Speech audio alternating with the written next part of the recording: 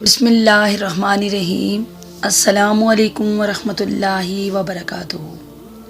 فجر کا وقت تھا، مدینے کی فضائیں خاموش تھی اور رحمت عالم صلی اللہ علیہ وآلہ وسلم اپنے پیارے صحابی حضرت بلال رضی اللہ تعالیٰ عنہ سے محبت بھرے انداز میں پوچھتے ہیں، اے بلال، مجھے اپنا وہ نیک عمل بتاؤ جس کی تمہیں سب سے زیادہ امید ہے، کیونکہ میں نے جنت میں اپنے آگے تمہارے قدموں کی آواز سنی ہے۔ جنت وہ جگہ جہاں پہنچنے کی خواہش ہر مومن رکھتا ہے، اور وہاں حضرت بلال کے قدموں کی چاپ۔ حضرت بلال رضی اللہ تعالیٰ عنہ نے نہ کوئی بڑا کارنامہ بتایا، نہ لمبی عبادتوں کا ذکر کیا۔ انہوں نے عرض کیا، یا رسول اللہ، میں جب بھی دن یا رات میں وضو کرتا تو اس وضو کے بعد جتنی توفیق ہوتی نفل نماز ضرور ادا کرتا۔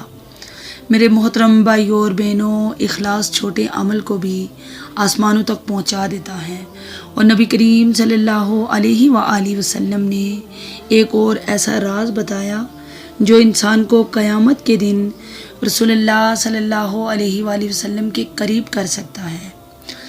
رسول اللہ صلی اللہ علیہ وآلہ وسلم نے فرمایا، میرے نزدیک تم میں دنیا میں سب سے زیادہ محبوب اور قیامت کے دن مجھ سے سب سے زیادہ قریب بیٹھنے والے وہ لوگ ہیں جو تم میں بہترین اخلاق والے ہیں، اور میرے نزدیک تم میں دنیا میں سب سے زیادہ قابل نفرت اور قیامت کے دن مجھ سے دور بیٹھنے والے وہ لوگ ہیں جو باتونی، بلا احتیاط بولنے والے، زبان دراز اور تکبر کرنے والے ہیں۔ سنن ترمذی حدیث نمبر 2018۔ آج ہم خوبصورت چہرے تلاش کرتے ہیں، لیکن اسلام خوبصورت اخلاق سکھاتا ہے۔ لوگوں کے دل جیتنا، معاف کر دینا، نرمی سے بات کرنا، غصے کو پی جانا، یہ سب وہ اعمال ہیں جو انسان کو اللہ کے محبوب بندوں میں شامل کر دیتے ہیں۔ یاد رکھیے، نماز انسان کو جنت تک لے جاتی ہے، لیکن اچھا اخلاق انسان کو نبی صلی اللہ علیہ وآلہ وسلم کے قریب لے جاتا ہے۔